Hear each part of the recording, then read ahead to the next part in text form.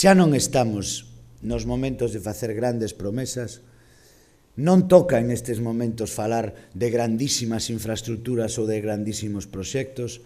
En este momento toca poñer todos os recursos que dende un concello se podan ter en función de loitar contra a crise e en función tamén de crear riqueza e, polo tanto, de crear emprego.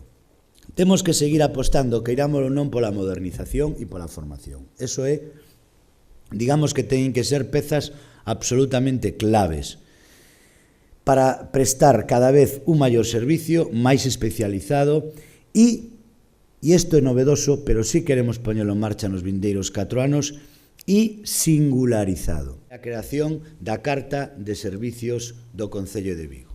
Significa que vamos a establecer cales son aqueles servicios dende esos sectores que hai que prestar ao cidadano, que hai que prestar aos que nos visitan e poñer en marcha tamén, digamos, unha denominación de calidade turística de distintos servicios hoteleiros e incluso comerciales da nosa cidade.